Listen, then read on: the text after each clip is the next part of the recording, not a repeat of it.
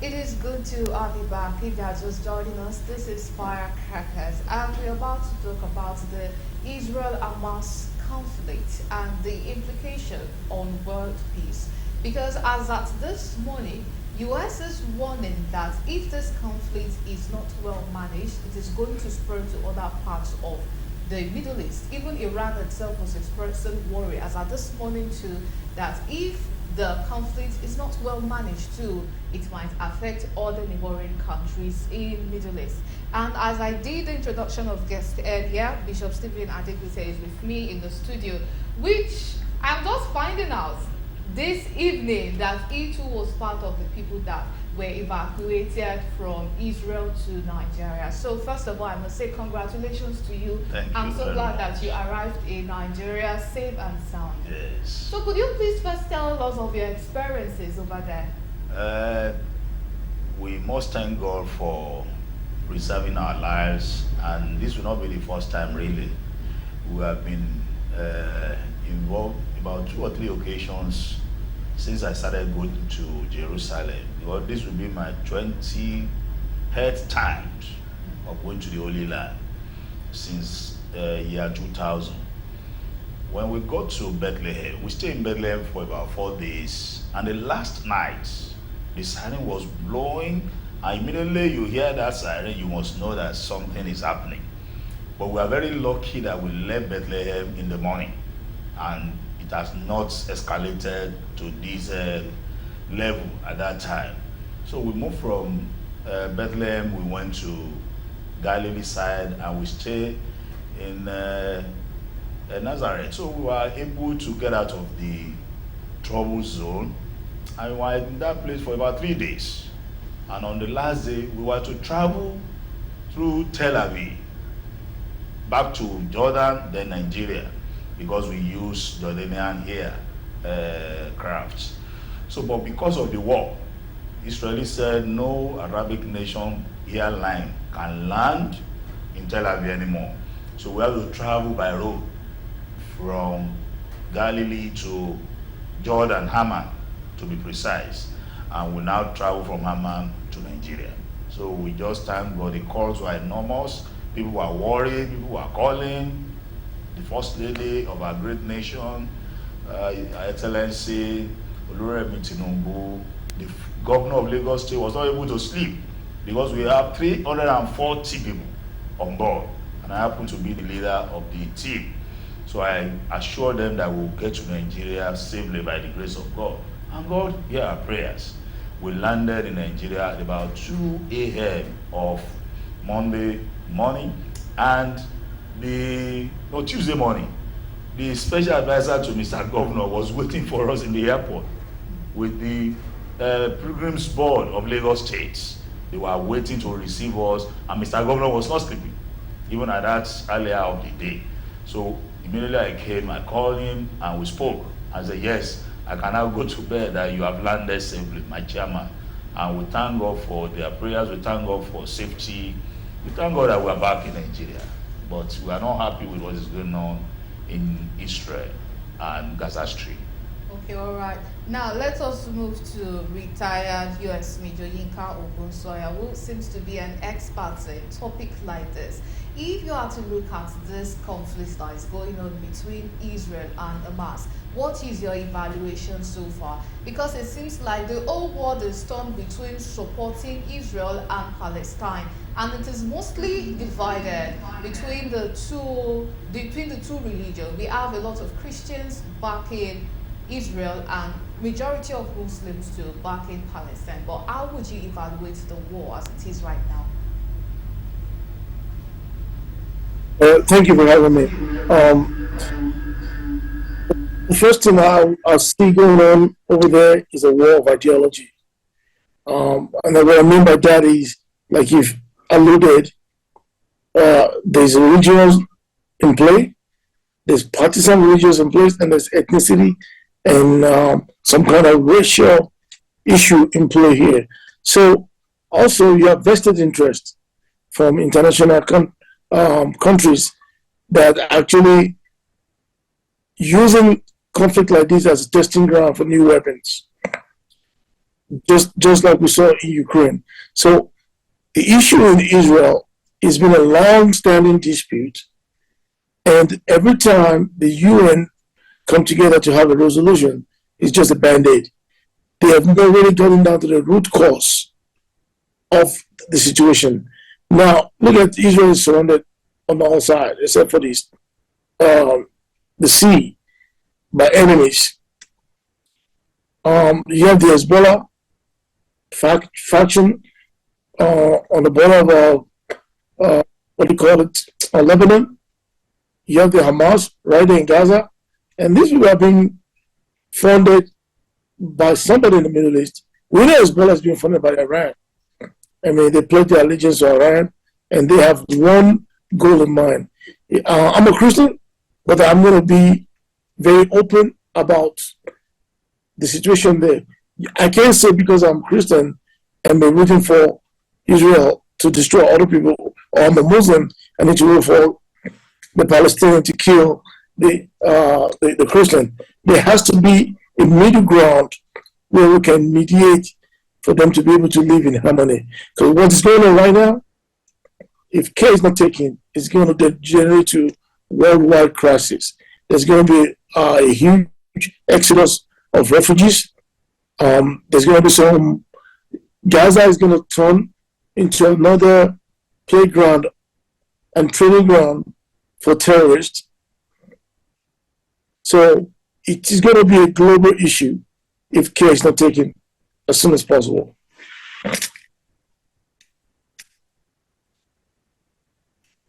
For that submission. And now to Dr. Stephen Adegbite. From what you said, I would say that we have to give kudos to Nigerian government for the quick action they are taking. Although we do hope that other Nigerians that are still in Israel, plans are made. If they wish to come to Nigeria, plans would be made to bring them back.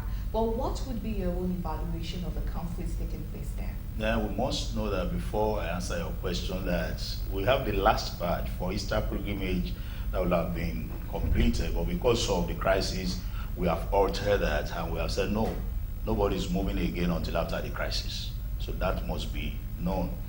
Having said that, for what I have seen, I think we need to really speak to both sides. And for me, anybody that is looking at Hamas as Muslim is having a very wrong notion. Hamas has been proscribed. They are not Muslim, and they are not fighting the cause of Islam. Because I study comparative religion. And in comparative religion, there are 4 types of jihad. And jihad that will lead you to kill any other person, you yourself, you are not qualified to do that. So in essence, both religions do not support anyone killing another person. So we should appeal to Hamas to stop killing of innocent Israelis.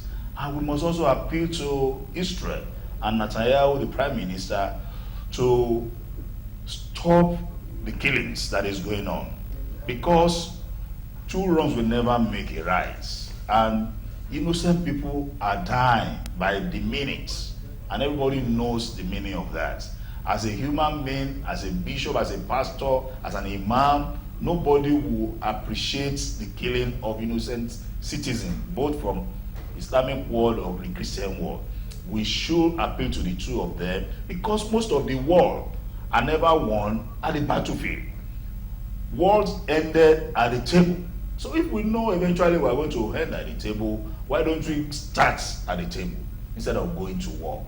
But nobody will say to Prime Minister Netanyahu that why do you need to retaliate when 1,200 people were slaughtered? No leader will accept that. And everybody knows that Israel will not take that. But having done the damage that has been done already, I think they should pipe low and they should allow peace to reign. That is my submission for now. But the damage has been terrible on both sides. And those people that have gone, you can't bring them back. People that have been maimed, they can't come back. And they will live with that trauma for the rest of their life. So that is what we must know. And I also read recently that 5 times the Israelis have offered settlement with Palestinians, and they have offered them what they want to take, and each occasion they will say no, that is not what they want. So we really need to appeal to the world leaders to come into this conflict and resolve it once and for all. No, definitely. But even before we go well into that, because a lot of people are not even aware of the whole conflict, because the Middle East have been disturbed. The Middle East has not been peaceful for a very long time. So whenever people are hearing of Middle East conflicts, they always just have this general picture in their mind. But when it comes to this conflict between Hamas and Israel, we've been having lots of controversy coming up about it, how it was Israel that first started Hamas, and then it's all just turned out of hand, and that is why we are having these issues.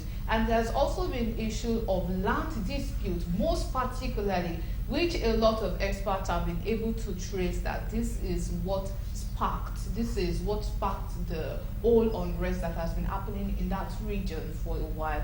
But before we go into that, let us go on a commercial break, and when we come back, we will be assessing how it was in Israel and Palestine, their relationship, how it was and how it is now, and ways of moving forward to it too. Because if one part of the world is at war, everyone around the world will feel it, whether directly or indirectly.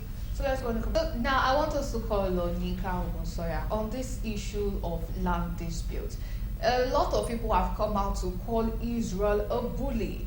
Like, you were accommodated on the land, and then you took so much of the land to yourself, and then you also want dialogue on the land which is not a borrowed land that you were permitted to live on. You acquiring so much, you amassing so much for yourself. That a lot of old people have come out to call Israel that. But now, Western nations have this very strong backing for Israel. We even have US President Joe Biden saying that Israel have no choice but to react the way they did. Because, of course, there are a lot of diplomatic issues and all going on there. But would you agree that the genesis of this whole thing, the issue of land grabbing, it has a key role to play in all this, and perhaps if Israel had acted right from the beginning, we would not have been having this escalation the way it is currently? So my take on the whole land issue that I've seen so far is been historical. It's not something that just happened all of a sudden. We can take our mind back to the 7-day Israeli-Egypt war back in those days, and also the establishment of the State of Israel. So now, when people make comments, one thing that I've realized is that there's a lot of biases on who they're supporting, on who's grabbing land. The issue here is, like the bishop said, they need to get all parties to the table and internationally figure out where the boundary is, what is acceptable to everybody. Because it seems the tables are being shifted left and right when it comes to the land.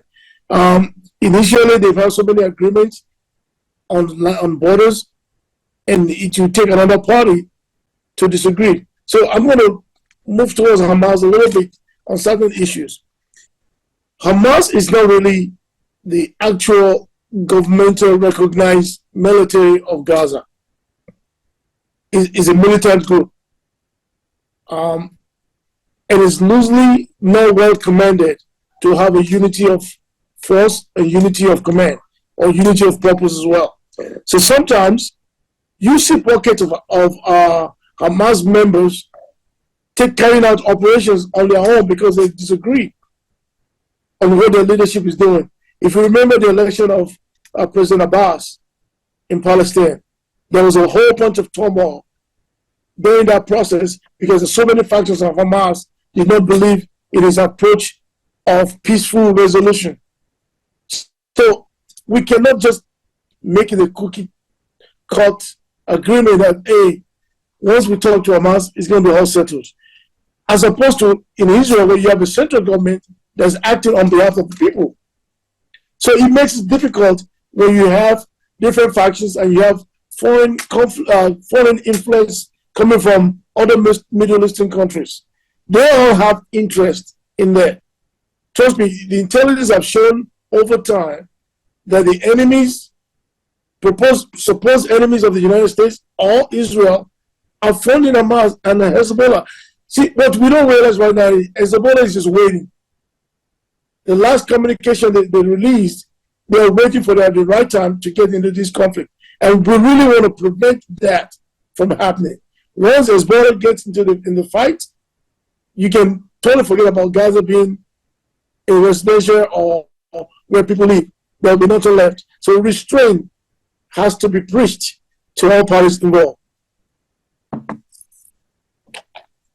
Thank you for that. One of the peculiar things about war is people are going to die. It is inevitable. And this, I want to read this quote by Nico Bellic, who said that war is when the young and stupid are tricked by old and bitter into killing each other. Because when this whole conflict started, when Hamas attacked Israel, over 1,000 people were killed, and in retaliation of Israel sending strikes into Gaza Strip, more than 2,300 people have been killed in return. And we also have Pope Francis at this morning, who is calling for a humanitarian corridor, and he said that humanitarian law must be respected. But the issue is, as at this morning too, doctors in Gaza Strip are saying they have nowhere to go. They cannot leave their base because there is also risk for their life as they are going, and who is going to take care of all the people that are getting injured there? So how do you feel that that particular crisis might be navigated on humanitarian corridor? So, there's so many strategies that you can use in place, as we've seen in other conflicts, when it comes to humanitarian assistance and evacuation. You have the sea. It's just one, we have to establish the countries that's willing to take refugees, the countries that's willing to help them, and appealing to Israel on providing time for ceasefires so that people can be moved out of harm's way. But the issue here is when it comes to these non-national fights, when you're dealing with militants, how do you identify who is a Hamas member? You could be evacuating them to somewhere else, and they can regroup and reoperate. So you have to think about the security implication for Israel as well, because they're basically sleeping with their eyes open over the years. How this happened is very hard to fathom. So the UN has to take a bigger role. A lot of pressure has to be put on the United States because Israel is a very strong ally of the US, and they do listen to US most of the time. And also, because of the humanitarian issue, that corridor can be planned as it was done in Ukraine, stop the fighting for a period of time, have people move and people correctly identified to be taken to different countries where they're willing to accept them. Now to Bishop Stephen Adebike, what do you have to say about the humanitarian corridor? Because this is definitely grabbing the attention of everyone around the world. Images on social media could have one BP about all the disasters and everything going on. And I am thankful that Pope Francis himself even came out to talk about respecting the humanitarian law. Oh, definitely. Everyone must support that. There must be humanitarian corridor. And the appeal to Netanyahu is to allow innocent people to leave Gaza, which he did, but the time limit he has given definitely is inadequate. You cannot move over 1 million people within 24 hours. There must be more space to move them so that they can go out of the war zone. But like Doctor said, you will agree with me that Hamas, a proscribed group, you cannot identify who is Hamas member, who is an ordinary citizen living in Gaza. So that has to be taken into cognizance when we are moving those people so that they will not be part of people they will move again and they will cause havoc. So, and Hamas is not a recognized body that is leading in Palestinians. They have an authority that should negotiate with the Israelis. So, but definitely, humanitarian corridor must be open, and people must be allowed to move. If they are not fighting, they have a right as human beings to move to a safe zone, and they'll be protected, and they will be administered to, and humanitarian services can be offered to them. And people who also that are ready to offer those services should be protected. Because I was reading today, a lot of journalists have been killed in this war, and that is not good for us. People that are covering what is going on, they are being killed. That is not a good thing, and we must appeal to both sides that they should be careful of the way they are managing the war, so that it will not just be free for all and anything goes. That is not a good thing at all, and we should appeal to Prime Minister Netanyahu again, for God's sake, allow people who are not carrying arms to leave Gaza Strip, so that they can be protected and they can live their life normally. But if you identify people who belongs to Hamas and they want to be part of that, then they can be isolated, and we can know what we are. And we will also appeal to Hamas that enough is enough. What is going on cannot resolve the crisis. It is not killings that will give land. It is not killing that will give freedom. It is not killings that will give you authority. It's one that is alive that can talk about authority, talk about land space, talk about government. So we appeal to them again, like Pope said this morning, let's allow for humanitarian corridor to be open, and let's give people their right to live. Very, very important. Definitely. And when war is going on, there's always this refugee crisis. Neighboring countries might, if they are willing to accept people from this war-torn environment into their places.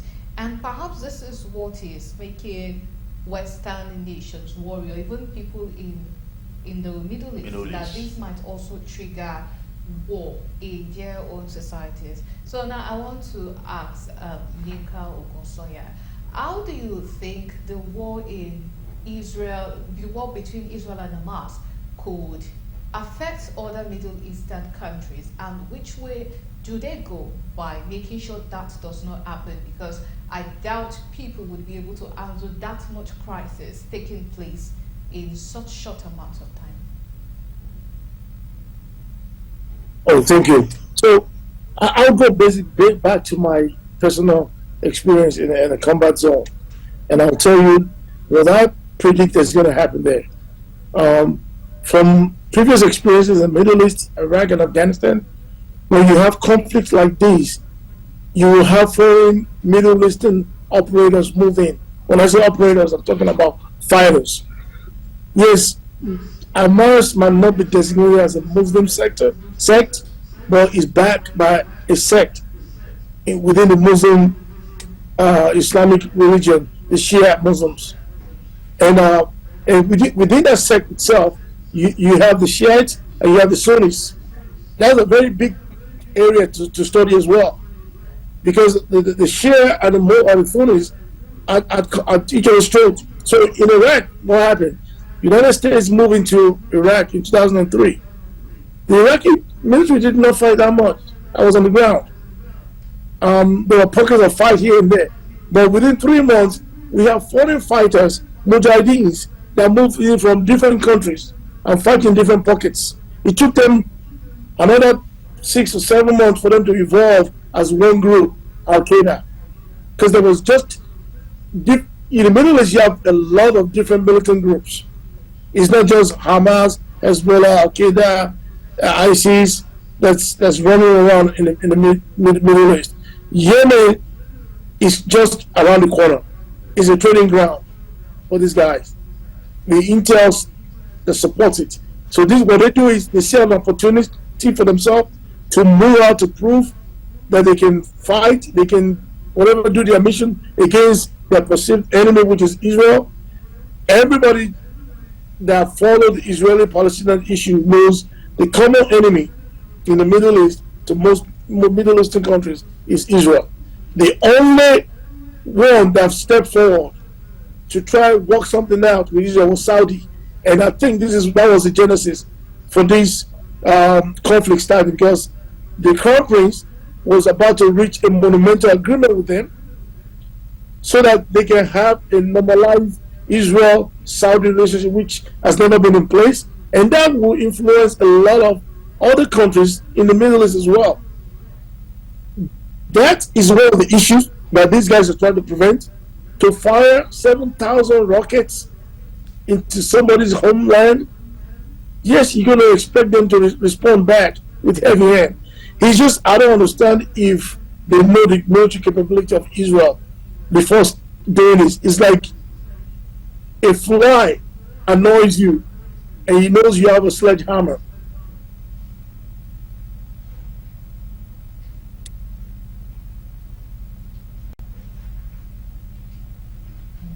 Okay, all right. We thank you very much for giving your submission or on that. You know, there are a lot of people once thought that it is the Ukraine and Russia war that might trigger the Third World War. Well, we are hoping that will not happen. But now people are even perhaps more convinced that the war between Israel and Hamas might be the one that might trigger the Third World War. What are your thoughts on that? I think it's going to be the both front. Let me take a step back real quick to carry to your point. But my personal assessment, I might be wrong. There's no intel backing. I think this war between Hamas and Israel has some hidden hand, maybe some Russian influence, because the U.S. was basically supplying a lot of heavy weapons into Ukraine. Now they have a divided front, so Ukraine can't get all the support that they were getting before. The U.S. will have to support Israel. They've already moved a battle carrier to the Mediterranean Sea to overwatch what's going on over there. So now, the Central Command that oversee all these Middle East operations, CENTCOM, has a divided project, as opposed to when they have one project, with Ukraine. Now they have to manage the battle in Israel and Hamas, and they have to manage the battle in Ukraine as well. So resources are not unlimited. Everybody knows fighting war is very expensive. It's a very, very expensive project.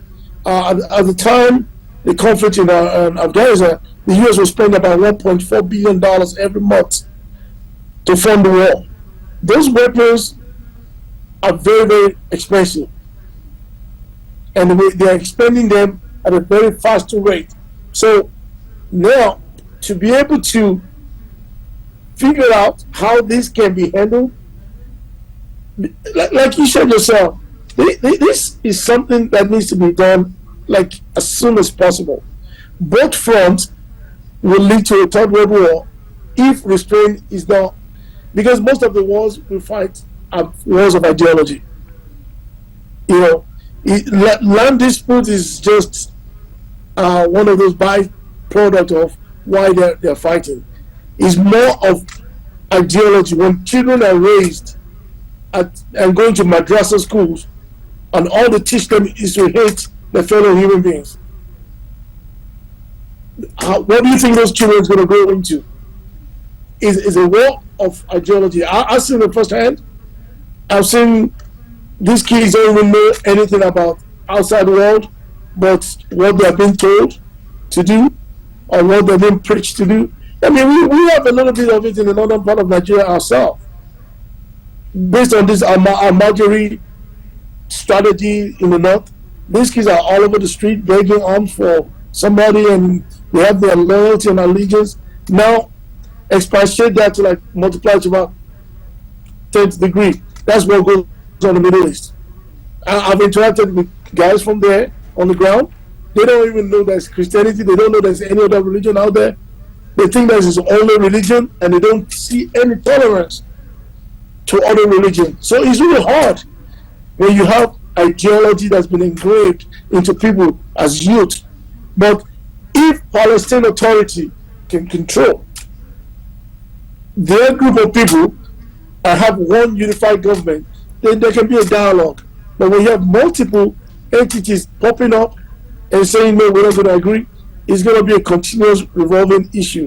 The U.S. is monitoring this very well, but they're also adding to it in some instance because they've already signed pre-contracts to send certain weapons. So I would think if the UN can convince the Western world to slow down on the weapon and bring people to the table, we might have a quick solution. Definitely. Thank you very much for that. That is a fresh perspective of seeing everything. And now to Bishop Stephen. One of the things that people have said is making all this conflict around the world magnify is interference by other countries. Like we had recently the one that happened in the Czech Republic, and we have ECOWAS threatening the country there that if you do not return to democratic rule, this and this and this is what we are going to do. Would you perhaps advise that when a country is in conflict, the international interference should be minimized? Then perhaps these people will be able to sort the issue out themselves. Definitely. The interference of international community must be minimized, and every country have its own sovereignty, and we should allow them to exercise that. And if the people living in a community in a country says they don't want a government, they have a right to reject outright such government. Perhaps we don't feel what they feel, and they are the one passing through the crisis. And if they have resolved that enough is enough, you can take, for instance, what is going on in West Africa coast and what leaders have done. There are leaders that have been in office for 40-something years, 30-something years, and some of them are dying in the presidential villa. Some of them cannot even walk anymore, and they want to die in office.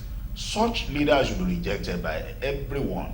And if such a leader is being rejected by his own people, there's no need for any other country to now say they should not. But some of these countries that are forming alliance that want to keep on to their former colonial territories, we must be able to rise and tell them enough is enough. If you have put the people in penury for years, for decades, and you don't want them to come out of the woods, other leaders in the world should be able to call them to order and let them know there is nothing that has a beginning that will definitely not have an end. And you should let the people go. What you have held them to, it's not going to be sustainable anymore. People have been liberated and they want freedom. And if they want freedom, they have no choice than to take destiny into their hands and fight the government that is not loyal to his own citizens, but loyal to the colonial master after so many years. So we should allow people to exercise their rights and support such causes because they are fighting for their freedom. Just in our own nation, we have a right to fight for our freedom. If Niger is fighting for our freedom, everyone should support them. But if we now notice that the military junta, which is no longer anything that is welcomed by anybody, they also want to go beyond their boundaries, they must be checkmated and they must be called to order. Because when you have military government, you know the meaning. Your constitution is suspended, you are under decree, and they can bring down decree 4, they can bring decree 8, and that decree will affect anybody. You can't go to law court. That is what people don't know about military rule. We are forgotten so easily, and that is the problem we have in Africa. Military regime is not the best for any country. Democratic system is what is acceptable, is government of the people, by the people, for the people. And when they don't do well, you also have a voice. There are ways you can go about it to let them know what you are doing is not right. But I still say to people, democratic regime is far, far better than military regime. Okay, we will definitely talk about that later. You see, some people have said that whenever there is war, the winner of the war, whichever way you might want to look at it, is the one who goes to the bank and smiles when he is coming back. So some brilliant minds have said that as long as humans keep creating weapons, some people would never want there to be peace because someone has to buy those weapons, someone has to use that weapon. Even directly or indirectly, they might be triggering conflict in some of these regions. So would the advice to give now, would it be that weapon of mass destruction should not be created? It should not be created, it should not be encouraged because it's anti-human. And you must also know that there are people whose business is to fight war. They are not from any country, but they are specialists in the war front. And you go to them, they will tell you, this is how much you will pay, we'll give you the logistics, we'll give you everything that you need, and we are going to lead the war. So those people will never pray that there will be no war. But anybody that is amassing things that will kill people in large number, mass destruction, should be discouraged. Because even those people that are creating it will not be taken out of the place. Everyone will go. And if that is what anybody is happy about, have they forgotten that there is a day of judgment? That this is not the end of our life. One day you must give account of your stewardship. And if you know you are going to give accounts of your stewardship, that you are created by somebody, you never created yourself. And you must die one day. And when you die, that is not the end. You will give account of what you have done on earth. Then we should have a rethink that there is no reason for us to create weapon of mass destruction. For what purpose? For what gain? And for what usage? Okay, definitely. So now I would also like to ask Yika Ogunsoya this same question. Would you discourage the creation of weapon of mass destruction, even one as small as a gun? Would you also advocate for ceasing the creation of them? Then perhaps the whole world might breathe in air of peace.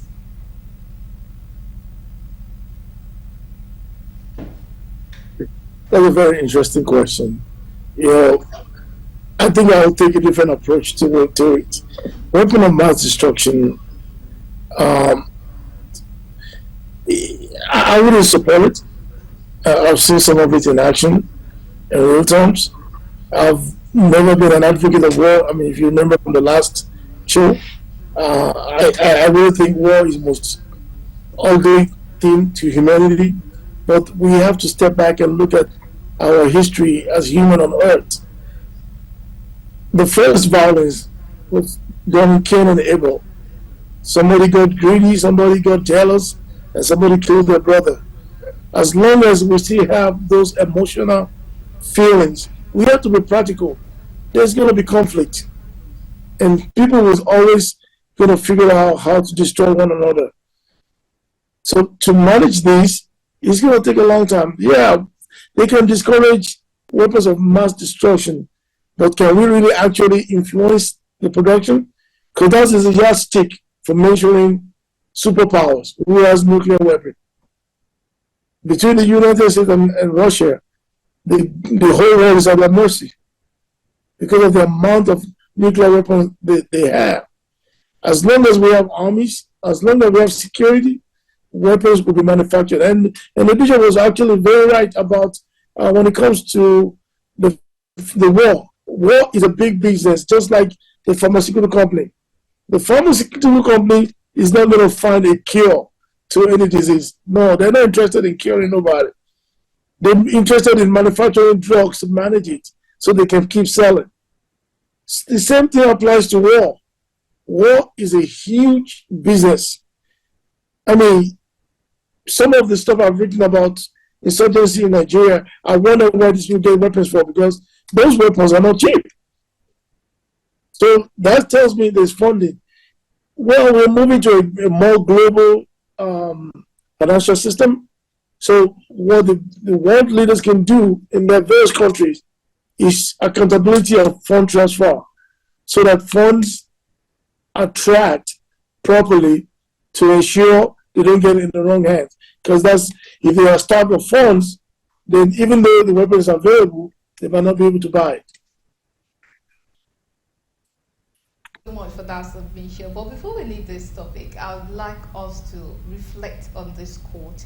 It said that all war is a symptom of man's failure as a thinking animal. This quote comes from John Steinbeck, and I feel it is something that we ought to think about. Humans are capable of thinking, and yet we have war breaking out here and there. Even animals that do not have this facility, they don't have this faculty, we don't see this much conflict within them, apart from the struggle of survival when that is removed. So that is definitely worth thinking about. We thank you so much, retired U.S. Major Yinka Ogunsoya, for joining us and sharing with us from your wealth of experience on this topic. Many thanks for being with us on the show. My pleasure.